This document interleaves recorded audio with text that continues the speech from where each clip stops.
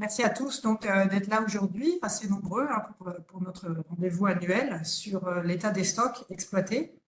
C'est un rendez-vous qui est important pour Ifremer. C'est une espèce de boussole un peu qui nous permet de mesurer les progrès de l'atteinte de la pêche durable en France. C'est un rendez-vous que nous faisons tous les ans. Mon intervention va durer environ 25-30 minutes et elle sera séparée en trois parties. Donc la première partie qui sera le diagnostic général, à l'instar de ce que nous avons fait les années précédentes. Et puis les deux parties suivantes seront plus des focus scientifiques sur des sujets d'importance qui nous mobilisent beaucoup à Ifremer, en lien notamment donc, avec ces questions sur l'état des stocks. Donc, avant de démarrer, je rajoute deux petits points de précision. Mon intervention ce matin se concentre sur la pêche hexagonale, c'est-à-dire ce qui est pêché dans les eaux européennes. Ça va de la mer de Norvège à la Corse à peu près. Le travail que nous faisons par ailleurs sur l'outre-mer, qui ressemble à celui-là, sera présenté ultérieurement dans un cadre différent. Et puis, voilà, deuxième précision, c'est que donc il y a un rapport scientifique qui accompagne cette conférence de presse et qui vous permettra d'avoir des informations beaucoup plus précises, voilà, par région, par espèce, par zone, si vous avez besoin d'informations plus précises. Et la dernière chose, c'est que là, on parle du bilan, nous sommes en 2025, nous parlons du bilan 2024, c'est-à-dire du travail qui a été réalisé en 2024 sur ces évaluations de population, et donc qui nous mène plutôt sur une année de référence qui est l'année 2023. Voilà, avec ces petits points de précision, je vais commencer d'abord par vous partager mon écran, en espérant que voilà, vous pourrez tous bien le voir. Alors, tout d'abord, un petit point de rappel, la pêche française dans l'Hexagone, c'est environ 320 000 tonnes qui ont été débarquées en 2023. C'est moins que les années précédentes, on est quand même sur des tendances plutôt à la baisse depuis plusieurs années. Et on va exploiter à peu près, débarquer jusqu'à plus de 300 espèces. Il y a très exactement 336 espèces qui ont été débarquées par la pêche française en 2023. Et sur ces très nombreuses espèces, en fait, énormément d'entre elles sont capturées en très petite quantité. Beaucoup sont capturées 1 tonne, 10 tonnes, voire moins. Et donc, sur celles-là, voilà, c'est forcément des espèces qui sont un petit peu difficiles à suivre. Et on a à peu près 70 espèces qui vont être des espèces assez structurantes, assez importantes qu'on va pouvoir suivre. Donc, je passe cette première diapositive, qui est notre diapositive traditionnelle sur expliquer un petit peu la méthodologie. Voilà, je vous parlais de ces 70 espèces d'importance. Une espèce, ce n'est pas une population, on peut avoir des populations différentes de chaque espèce dans différentes zones. Donc, on va travailler à l'échelle de populations. Dans notre jargon technique, on appelle ça des stocks.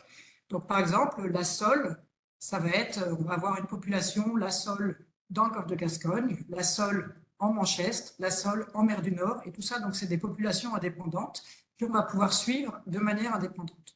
Donc, au final, ça nous mène à 169, voilà, presque 170 populations différentes qui vont être suivies par les scientifiques, par Ifremer en France, mais avec donc, nos collègues européens. C'est un travail qui est partagé avec l'ensemble de nos collègues. 169 populations, la majorité d'entre elles, le travail que nous faisons, les scientifiques, c'est de faire ce que nous appelons l'évaluation des stocks. Et cette évaluation des stocks, elle nous fournit 3 indicateurs qu'on va pouvoir suivre d'année en année et qui nous permettent ensuite de suivre les évolutions de nos stocks. Alors, ces 3 indicateurs, il y en a 2 qui sont les indicateurs traditionnels de l'état des stocks, ceux que vous voyez ici. Alors, la pression de pêche, qui est l'indicateur qui définit la part que la pêche prélève, la part de la population qui est prélevée par la pêche. Et puis, ici, la biomasse, qui est en fait l'abondance des poissons plutôt adultes dans la mer, qui reste après la part prélevée par la pêche. Le troisième indicateur, c'est ce qu'on appelle le recrutement. C'est celui qui mesure un peu la naissance, le nombre de naissances de jeunes poissons qui vont ensuite devenir les adultes pour la pêche, qui pourront être pêchés par la pêche. Et ça, je vais en parler dans la deuxième partie de mon intervention. Ce sera donc le premier focus scientifique.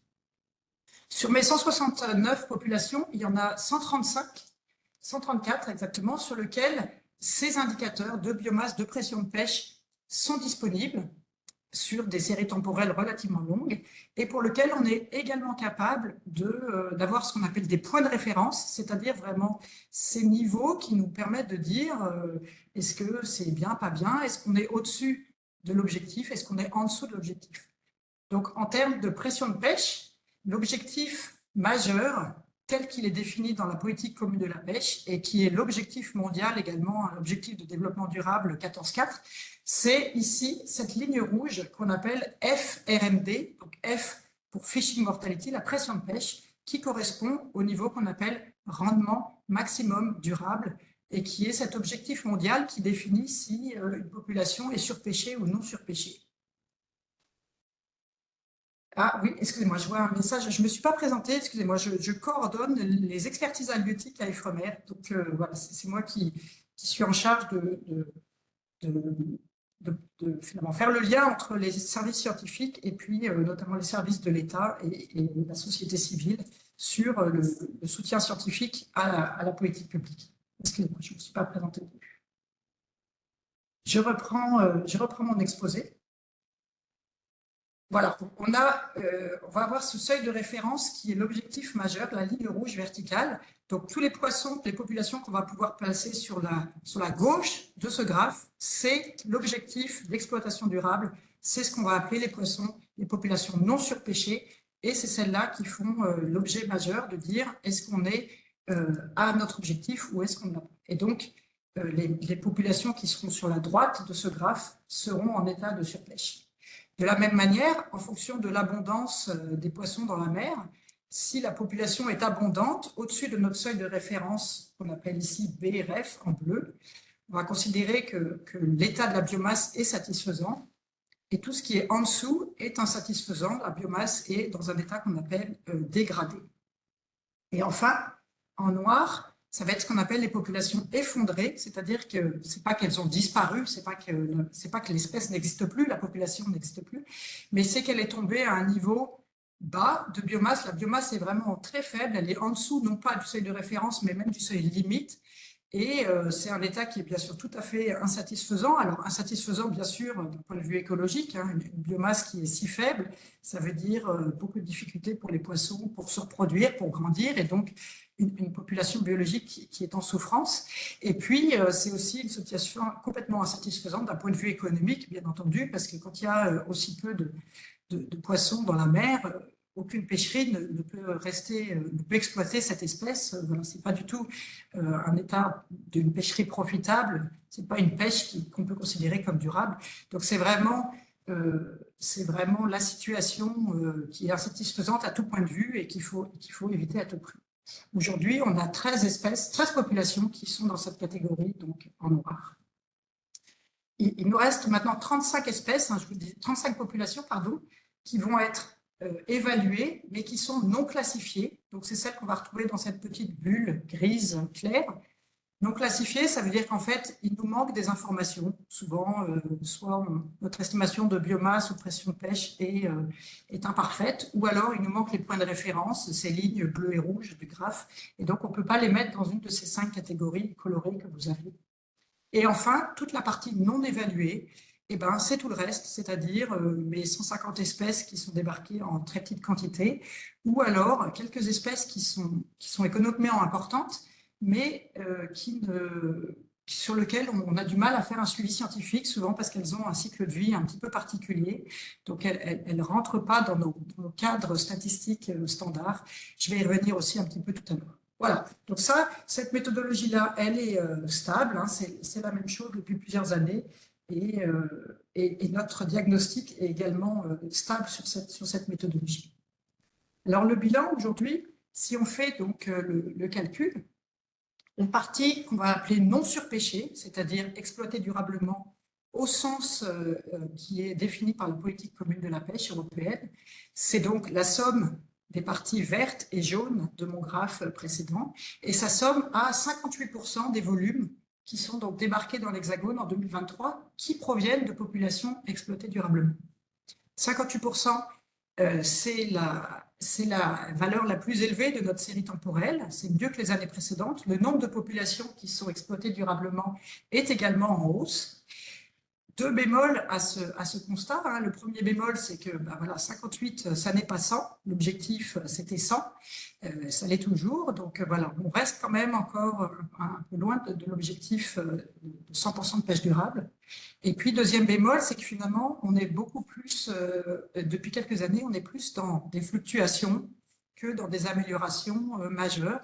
On a eu des améliorations très fortes entre 2008 et 2017, mais depuis 2017, on est quand même beaucoup plus dans, voilà, on stagne un petit peu dans nos progrès vers la pêche durable.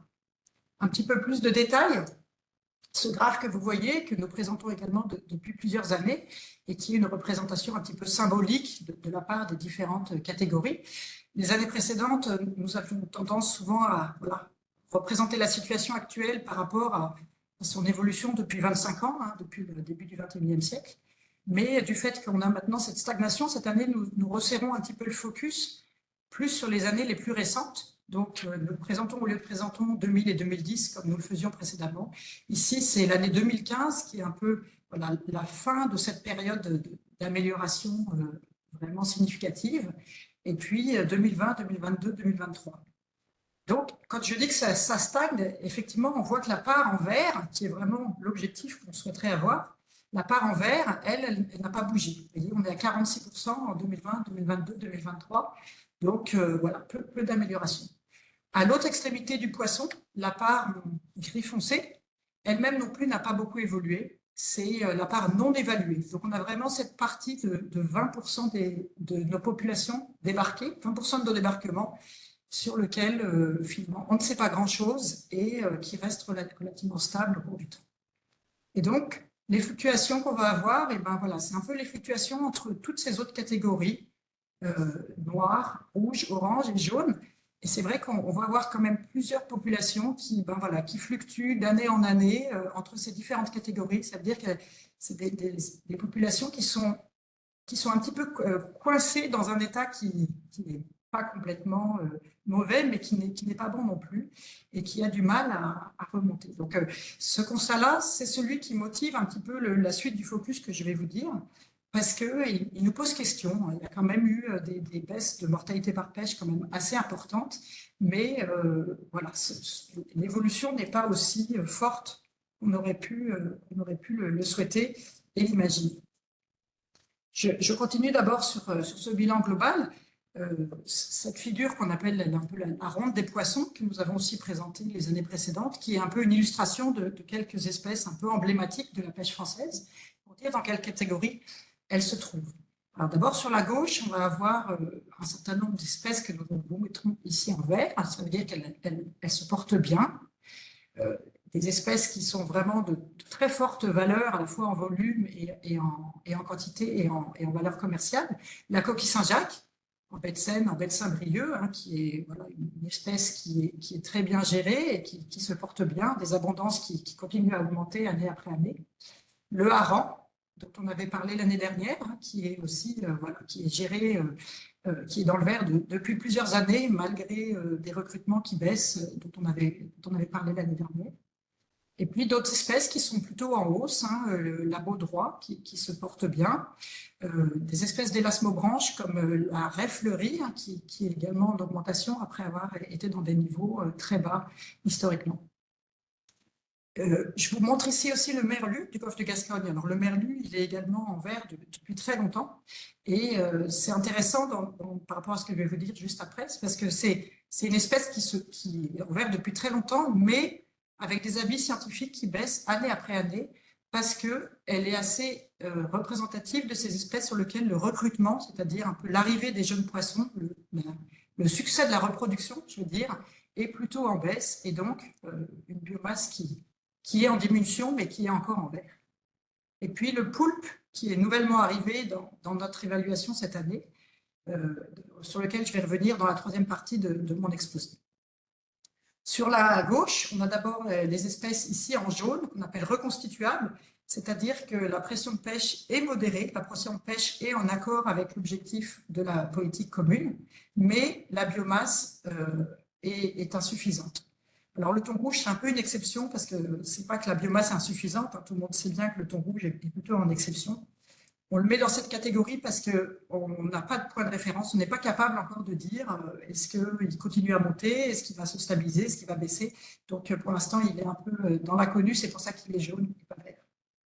La sardine, notre poisson emblématique dont on a déjà parlé, et dans lequel je vais également reparler en troisième partie de mon exposé, mais qui est vraiment un poisson qui oscille entre les catégories noir, jaune, et donc une biomasse qui ne se porte pas très bien, malgré une pression de pêche qui reste modérée. Un poisson qui est un peu en souffrance écologique et qui baisse un peu, qui est moins grand, moins fort, moins vigoureux et moins gras, et qui a beaucoup d'impact sur les pêcheries françaises. Je vais y revenir tout à l'heure. Le bar, qui a été aussi avec une biomasse finalement très faible, qui est plutôt en train de remonter après des années d'exploitation assez intense et qui est en train de remonter. J'arrive dans la partie rouge, les stocks qu'on appelle surpêchés. La pression de pêche est trop importante, au-dessus des seuils recommandés par les scientifiques. Une espèce iconique de cette situation de surpêche, c'est le maquereau. Le maquereau qui est un stock de très grande distribution géographique et sur lequel on a des conflits de gestion finalement assez majeurs depuis quelques années entre l'Union européenne et puis les pays d'Europe du Nord, l'Islande, la Norvège, les îles Féroé. C'est un poisson qui a tendance à monter vers le nord avec le réchauffement climatique. Et donc, voilà, il y a ces pays, les pays d'Europe du Nord, ont tendance à pêcher plus que leur part historique, se mettre des quotas plus élevés.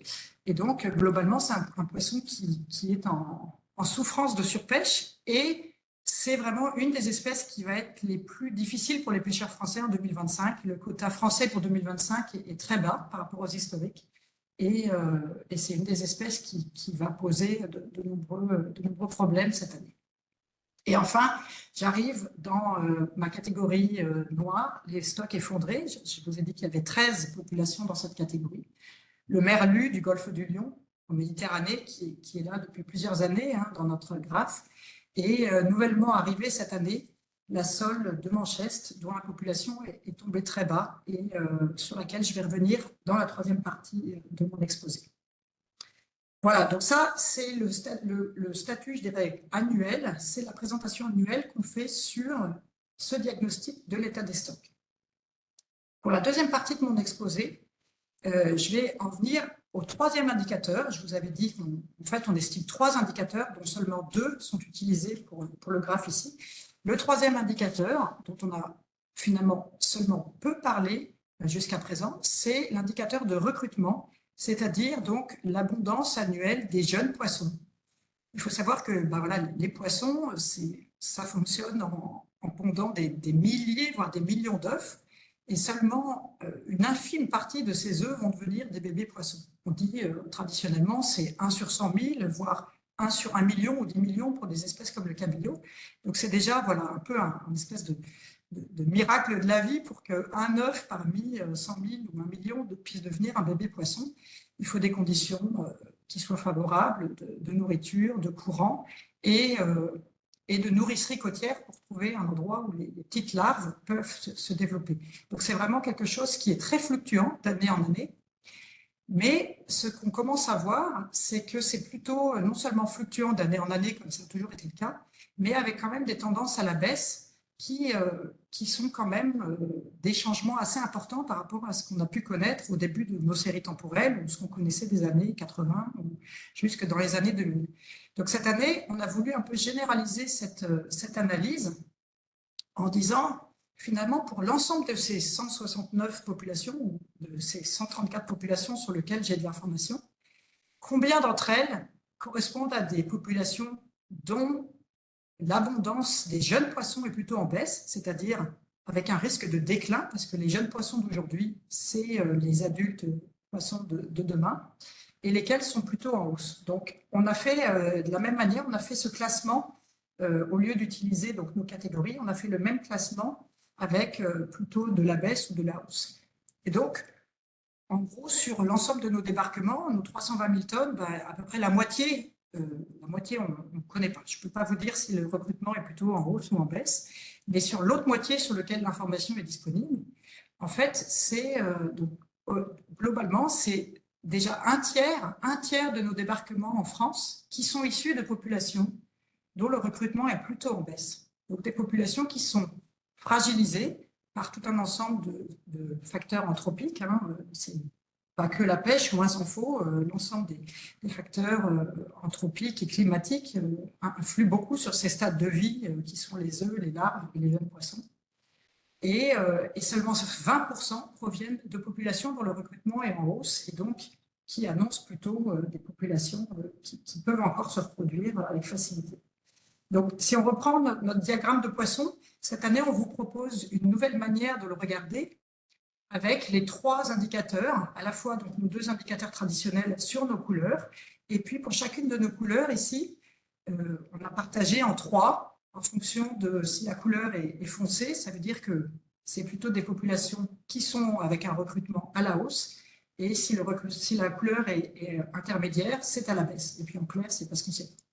Et ce qui est quand même assez frappant, c'est que finalement, sur cette grosse partie verte de populations qui sont aujourd'hui en bon état, et bien finalement, seulement 16% de cette partie verte est issue de populations qui sont avec un recrutement en hausse et 40% avec un recrutement qui est plutôt sur des tendances à la baisse. C'est particulièrement vrai en mer du Nord ou aussi en mer de Barents, en mer de Norvège, où là, c'est quand même relativement net.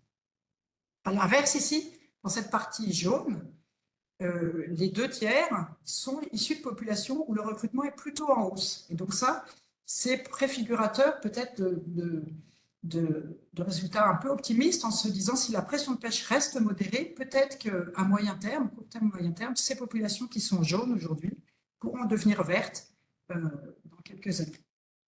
Et puis, si on regarde les parties oranges et rouges surtout, à l'inverse, on est également dans des populations qui sont plutôt avec des recrutements à la baisse, et donc ce qui est plutôt préfigurateur de déclin qui peut se poursuivre, même si on baisse la pression de pêche. Donc voilà, l'ensemble de ces populations, quand on sait qu'elles sont fragilisées par les conditions climatiques et environnementales, et ben l'importance de limiter la surpêche est encore plus primordiale pour assurer finalement quand même la survie des poissons jusqu'à ces stades adultes.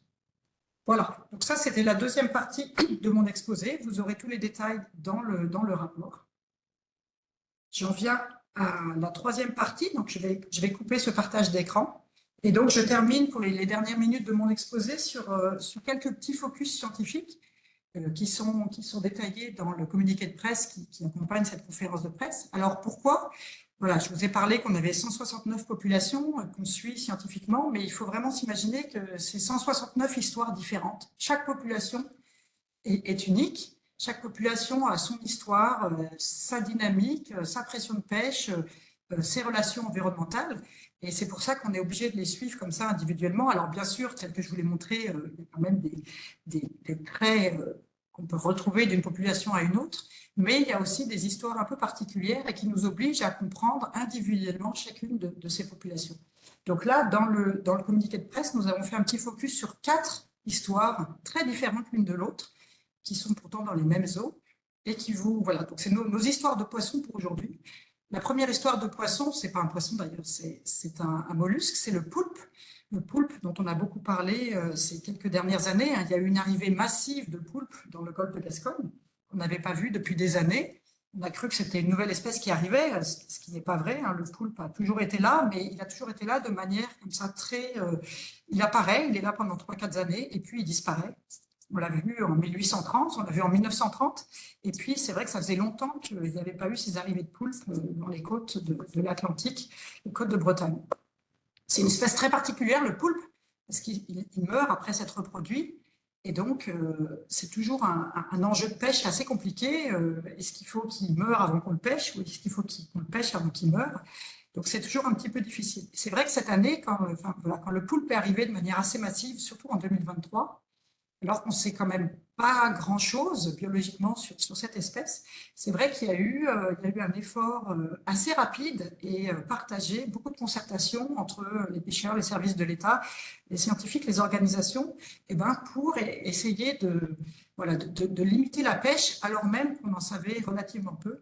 Donc il y a eu très très vite un peu une gestion un peu adaptative, un peu pragmatique qui s'est mise en place avec des limitations pour essayer de maintenir cette biomasse et espérer qu'elle aura le temps de se reproduire et que peut-être le poulpe pourra rester présent dans nos eaux un peu plus que 3-4 années, comme c'était le cas historiquement. Parce que c'est une espèce qui a une très forte valeur commerciale. Voilà. Donc encore beaucoup d'inconnus, mais une belle collaboration et qui, on espère, portera ses fruits. Le deuxième focus qu'on va avoir dans notre communiqué de presse, c'est la sardine. J'en ai déjà beaucoup parlé aujourd'hui. Une espèce qui est en souffrance climatique, qui grandit moins bien hein, et qui pose du coup beaucoup de problèmes sur l'ensemble de la filière, parce que la sardine, on la connaît surtout parce qu'on la met en boîte. Et pour qu'elle soit en boîte, eh ben, il faut qu'elle soit suffisamment grosse et grasse, surtout, pour qu'elle puisse se conserver dans nos boîtes de conserve. C'est beaucoup plus difficile aujourd'hui. Depuis quelques années, l'Ifremer accompagne les filières, la filière à la fois des pêcheurs, mais aussi la filière des conserveries, pour faire tout un tas de scénarios. Qu'est-ce qu'on sait? C'est quoi les options? Comment on peut imaginer la pêche durable sur la sardine, alors même que l'espèce est assez différente de celle qu'on a connue et sur laquelle les filières se sont développées depuis plusieurs années. Donc là, vous aurez aussi beaucoup d'informations sur notre site internet, beaucoup d'histoires, beaucoup de travail qui a été réalisé et qui nous raconte l'histoire de la sardine dans les années les plus récentes. Le troisième focus, on l'a mis sur la sole de Manchester. Je vous l'ai montré tout à l'heure, hein, la sole de Manchester qui est arrivée aujourd'hui dans la catégorie noire, une population effondrée, alors que c'est une espèce très emblématique hein, des côtes de la Manche, de la Manchester, et une espèce qui a quand même une gestion assez stricte depuis bientôt 15 ans, des quotas qui diminuent, des réductions d'efforts, donc voilà, beaucoup de travail qui est fait pour essayer de préserver cette espèce. Mais elle est vraiment emblématique des espèces dont je vous parlais, où le recrutement, c'est-à-dire la reproduction des poissons, est vraiment très insatisfaisante. C'est une espèce qui se retrouve un peu en danger de recrutement. Et donc, on essaie de comprendre pourquoi et quel est le rôle de ces différents facteurs pour la sole de Manchester. C'est vrai qu'on voit que c'est une espèce qui est très dépendante des habitats côtiers. Hein. Les poissons plats, en général, les larves sont très près de la côte. Et un féodé a des zones très particulières, les vasières, en baie de Seine, en baie de Somme.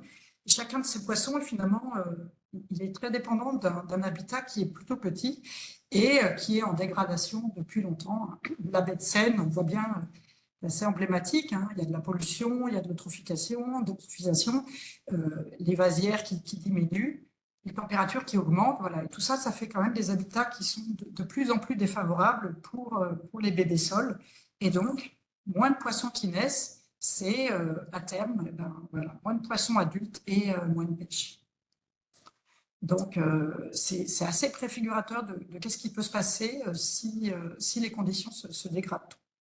Et enfin, le dernier focus qu'on a voulu faire aujourd'hui, c'est un exemple type d'une espèce qui est dans notre catégorie gris foncé, ce qu'on appelait les espèces non évaluées, qu'on ne connaît pas bien. Hein, et nous avons choisi de vous parler de la dorade de Méditerranée, qui est vraiment une espèce très, très emblématique de la pêche française et notamment de la petite pêche côtière, hein, une espèce qui est très appréciée aussi des consommateurs.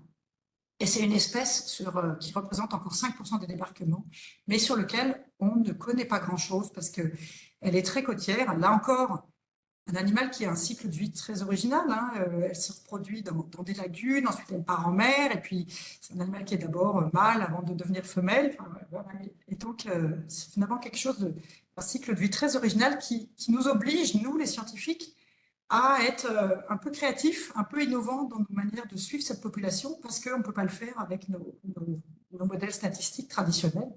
Et donc là, c'est un exemple voilà, d'expérimentation de nouvelles méthodes de suivi scientifique avec de l'acoustique. Donc on a fait des captures de dorades sur lesquelles on leur met une espèce de petit émetteur acoustique avant de les relâcher.